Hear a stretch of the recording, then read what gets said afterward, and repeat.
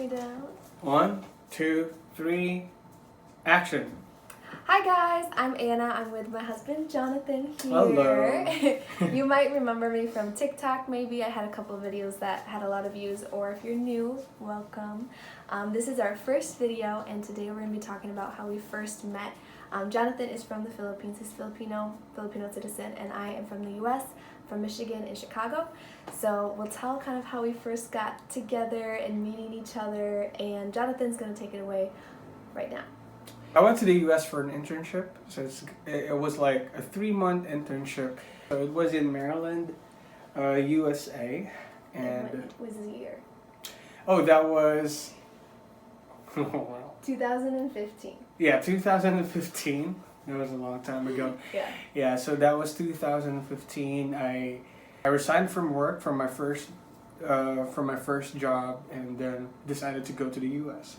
So it was kind of like a big move for me to do, since like I loved what I'm doing before I resigned, and like I was all about career development and climbing up the career ladder, since like life is generally hard here in the Philippines. So I must do my best to like be a better worker. Anyways, I was already in Maryland, and then Pastor Terry asked me to go with him to Michigan to still part of the internship, go to a church there under like a man named Randy. Pastor Randy, yeah. Which was your pastor? Yep, me and for the longest time. Yeah, so me and my parents and my other siblings had been going to this church probably for like 10 or 15 years at this point. So this is like the church I most remember growing up in. I think I was there since elementary. And from my perspective, I remember I was like sitting in the service or whatever, and Pastor Randy comes out with Jonathan, and he's like, "This is going to be my new intern for the next 2 weeks, and he's single." And I remember hearing that because I thought it was funny and embarrassing for Jonathan. But he was going to go preach that Sunday service, but I was helping out with Sunday school and the kids, so I never actually heard him preach. I just knew that he was single. And then after the service, I was in like the youth band. It sounds embarrassing, and it is. But so he helped play the drums for the youth band because we were practicing to lead worship in a couple weeks after that. So he was like in the background doing drums, and I was on a microphone singing. But we never actually met. Like it was never like, "Hey, I'm Anna. Yeah. Nice to meet you." It was never anything like that. At all. Yeah. So then tell them about the youth event and my parents. Yeah, so, okay, I think we should go by Maxi first, right? No. Oh, like the youth event. Okay, gotcha. That was in the fall. Sorry. Yeah. Okay, cut. No, that's not a cut. It's okay, we can continue. Okay, go ahead. Okay. Alright. I have it all written down for him. He's not looking at my notes. I am. Forget more! Okay, so, yeah, we had like an event for the youth, and it happens every year at my parents' house. I'll just describe it. Yeah, but I didn't know that it's gonna be at your parents' right. house. Like, you had no idea. Yeah, because I didn't know who she is. Right. But little did I know that house that we went to with the barn was actually gonna be the house of my future girlfriend and now wife. So and that was really crazy. Yeah, and so you would think, oh, Jonathan and Anna met at her house for a youth event. No, we did not meet then. So that was in the fall, and during the same weekend, me and my sister were helping out. I think it was like through a different church program, like camp retreat for young people. So we were helping. We were like one of the counselors together. So I should have been there at the event, but I was having a little like teenager kind of tantrum. So I didn't want to be around church people at that time. So I was in my car taking a nap in a random parking lot, purposely to miss the event at my parents' house. And then I only came back when I knew for sure the event was done. But Jonathan, tell them about how you met my parents for the first time. It was really weird. Yeah. So, okay, first off, like my first encounter with his dad, Mr. Scotty, Jim, Papa Jim, which I call him now, is during the time he was playing some games, and I think the game was like A scavenger hunt. a scavenger hunt. Yeah, exactly. And then I was like, I think we were looking for toothpaste or something. Or shampoo. Or shampoo. And I was like, hey, by any chance, do you have like a bottle of shampoo? Like, Yeah. because I thought it was like free for all, like where you can find ways on how to, Right. He didn't like, search realize. for these items. Yeah, he didn't realize the items were literally all throughout my parents' property because they have like a woods and a big yard. So it was like a scavenger hunt to find shampoo, but it was outside. So Jonathan, I guess you didn't know we were trying to be sneaky, asked my dad for shampoo so he could get ahead at the game and win. But he was just supposed to look harder. Yeah, but well, it was an awkward conversation with his dad, and all of a sudden, like when we were on our way home, and when I was home at Sister Julie's place, like their youth pastor's place, I suddenly realized that I didn't have my phone in my pocket. So, yep. So Pastor Randy, the pastor I was interning under, called up his dad. Hey, so remember our intern, Jonathan? Yeah, he left his phone in your barn. So, okay. So the moment when I was about to leave Michigan, I met his dad again for the second time. And your dad was looking like a writer. The time he had that bandana. And oh yeah. yeah. Wait. Let me tell this part. Sure. Yeah. Okay. Wait. Let me check if this is still on. This whole story is crazy and unbelievable, and we do have proof for all this stuff. So if you guys I don't believe you. We have receipts. But the next part is pretty crazy. So my dad, if you've seen some of the TikToks, he's like a super involved, super sweet dad. Will do anything for his kids. So my sister moved out to DC and she hadn't seen our family in a couple months. So my dad had this grand scheme of losing like 30 pounds, getting like one of those biker, like motorcycle biker bandanas, and like changing his complete look from like a country kind of like good old boy to like this hardcore motorcyclist. And it was a surprise for my sister, and so I drove them, my mom and my dad, to the airport so they could fly to DC. And on the way back, I get a flat tire, and I'm in a group chat with my siblings saying like, oh no, I got a flat tire on the way back from the airport. And then all my siblings who knew it was a surprise were like, Anna, what the heck? Why did you say that you're coming from the airport? So I had to make up a lie, of course. And I was like, this is a great idea. I will just say that I was dropping off the church intern because I knew, Jonathan. And so I was like, yeah, it was just the church intern, whatever, playing it off. But if you know my sister, if you know my sister, she's all about questions. So I knew I had to have proof. So I was like, oh, here's a picture of the intern with Pastor Randy, so it would be more believable, right? And then I had to go even further. I added Jonathan onto Facebook because I was like, I know she's going to check. My sister wants all her questions answered. So I had to add him on Facebook. Yeah. And then go ahead. Okay, so the Facebook ad on me was the thing that actually started everything, per se, because like what we mentioned earlier, we didn't really talk during the time when I was in Michigan. So basically our first touch point was Facebook when she added me, and I was like, okay, so who is she? Okay, so I was single during that time, and I was actually searching, I'm really open to having a relationship during that time, so I wouldn't call it thirsty, but I would call it like, I'm open, like I'm open to friendship and for like getting to know someone. But anyway, back to the story. I was like, okay, and he's pretty cute. And then, okay, I confirmed, and then we became friends on Facebook. And then shall we go to the magic part now? Yeah. Fast forward to December 13th. I'm baking cookies because I love cookies and Christmas cookies. And I ran out of powdered sugar, and that's what you need for icing to like decorate the cookies for. So I was on my way to the store. I was driving. It was like kind of snowy, and I see this kitten run in front of my car, and I was horrified. I was like, "Oh my gosh, this poor kitten is outside in the winter." So I run out of my car and I grab the kitten, and no one is around to take it. So I like go door to door trying to make sure that this kitten has a home.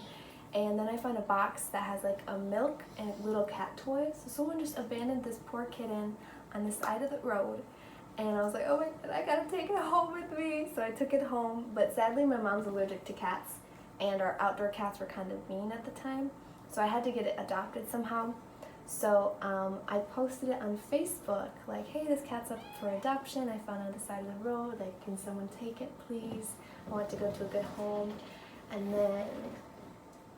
And then yeah, that's when I messaged, and did I message you Messenger? Yeah, it was Messenger. Mm-hmm. Yeah, I was like, hey, because I was wanting to actually make friends during that time. Mm-hmm. Believe me or not believe me, or do not believe me, it wasn't just because I was interested in dating her. Like, we barely knew each other. It was just like she added me on Facebook, but then I was open up to like having friendships in the U.S. because like during that internship, like it was an eye-opening moment for me that connections all over the world are pretty much beneficial to my, not only to my personal growth, but to my spiritual growth. Since like for us, like we're one family, like, and having connections and relationships really help a lot, especially in my ministry, and that's why I was there in the first place. So anyway, I messaged him, hey, I would love to have Maxie, but the cat, and then but unfortunately, I'm just a tourist. That was the phrase. That was the exact phrase. I'm just a tourist. Yeah. And since that day, we literally didn't stop messaging each other. Like every day after that day, we started messaging each other. Yeah. And like I'm such a sleep person. Like I love sleep. I love naps, the whole 9 yards. And I was a senior in high school at this time, and I was like staying up late. Like we were messaging until like 2 or 3 in the morning. Your time. And I had like color guard practice, like with a flag or whatever, at like 7 a.m. at school. So I was not getting a lot of sleep. But every day I was walking in to see my friends, like, hi guys. I was like so energetic. I was like so fascinated by this man. And then and then later on, like a month or so passes and we had a video call and whatever. It was going great. And I was at youth group one night and I was bragging to my youth leader and my friends. I was like, I am best friends with the old intern Jonathan. We are like so close. And then Sister Julie's like, oh, are you excited to see him at the winter retreat? What? Explain them what the winter retreat is. Yeah, so the winter retreat was going to be like the last weekend of February, and suddenly I realized this guy I've been messaging, I'm going to have to see face to face. And we're actually going to have the conversation. Like my words have apparently some sway. So I was like, oh my gosh, Jonathan, you didn't tell me you were going to the winter retreat. I was in the train already, right? If I remember correctly, or where was I? I don't know, but he was like actively traveling from California to Michigan. I was in Florida first. You got off track, but that's all right. Yeah. So he's like traveling from California to Michigan to go to this winter retreat for the weekend, and I was like, oh my gosh, Jonathan, why didn't you tell me? He's like, I was trying to like have it be a surprise, and I was so nervous, guys. I was like planning out my outfits. I'm like, I have to try, but not too hard. But then I was like, I don't know. He's like way out of my league. Like he's a couple years older than me. Very intelligent, very godly man. There is no way. And guys, I had braces at the time, so that was like I was like, he's not interested in me other than a friendship. But then I finally meet you face to face after did you lose your bus ride? Yeah, that was a crazy story. So I was in Chicago already. I rode Amtrak from Sacramento to Chicago for 48 hours, and then finally I'm in Chicago. I stayed at David's for a while. Yeah, your friend. My friend, he's my best friend in Chicago. Hey David, if you're watching this, miss you, bro. Yeah, so then you missed your bus ride from Chicago to Michigan. To Michigan. Yeah. Yeah, and I was like, oh no, I need to make there on time. But David's dad and David, they were so pure and kind. David said, hey, let's go, man. Like, And if that's Friday in Chicago, getting to Michigan, because I went to school in Chicago, that's like at least 3.5 hours. yeah. Because the traffic is horrible. So I get this message, oh, I missed my bus ride. And I was like, oh no. So, yeah. But then finally he gets there, and I remember I like drove, or my sister drove, I can't remember. But anyways, I walk into the youth room where we're all going to meet before going to the retreat together on a bus. I walk in and I see Jonathan like right away, and he's like far away. He's surrounded by people. They're all like talking and like, oh, like looking at him, and he's like wearing this cute black jean jacket. And I go up to him, and I think we did a side hug maybe. I don't know. But I was like so nervous or whatever. And then we get to the retreat, and Jonathan's just like such a sweet guy. He's like finding a random guitar and starting playing music for everybody, holding the door open for everybody, being like the cutest person ever. And this whole time... not to my credit, that's just like how we were raised here, but... Okay, Mom. Anyways, and this whole time we have this joke that we're going to try to get each other with a snowball. Like, it's our inside joke or whatever. And there's no snow at the retreat. Only one mound of snow left over from the snowman. that winter was weird. Yeah. But I grabbed this ice snow chunk because I know it's the only snow available. And I sneak in to one of the conference rooms, and I shove it down his back, and I run away. Yeah. But you were kind of obvious during that time. You were with people. Whatever. Mm-hmm. Anyways, fast forward to the day before the retreat's over, and Jonathan, what do you ask me to do? Yeah, so it was almost our last day. And then I invited her, hey Anna, if you're okay, why don't you come with me to the lake? To the lake to watch the sunrise, and we can drink coffee on the Yeah, because we were last friends morning. already, during that time. Yeah. It's not like that's an awkward situation, or it's just like... But somebody sleep. did not wake up. So I was ready with my coffee there, Yeah, I stood them up. And then the last chapel before we all go, I knew this ahead of time, but I guess I just didn't want to tell Jonathan. I don't remember what the reason was, but I knew my grandma invited us over for dinner, me and my sister. So I knew I had to leave the retreat like an hour or two early, so we were still in chapel, and I had everything packed up, and we were going to leave right from chapel. And so then I find Jonathan, and I tap him on the shoulder. It's like, hey, sorry I didn't make it today, this morning. I slept in on accident. But I have to go. We have to be at my grandma's house soon, so we have to go. So sorry. Nice to meet you. And this is the last time I think I'm going to see him, right? And you go ahead. What were you gonna do if I showed up in the morning? Yeah. Okay. Well, little did she know I was planning something up that morning. I was planning to give her a letter. Yeah, I was planning to give her a letter, tell her that, hey, I like you. It was a confession of his love, Not oh love, my gosh, just yes it was. attraction, Okay. And seriously, I wanted to tell her that I like her, and if she's open up to me courting her, then that was exactly what the letter entails, and because I was serious, okay, I think Anna's really cool, and we've been really communicating well. And I think we're a good fit, personality-wise. Because I remember during that time, even when I was in California, in Lake Tahoe, I visited Death Valley, Grand Canyon. We were in communication. Mm-hmm. Whenever I have signal, she's gonna respond. And I'm like, okay, that's really cool. Even when I was on the train, she communicates. She tells me stories. Mm-hmm. We even share songs and stuff, right? Yeah, books that we like to read, yeah.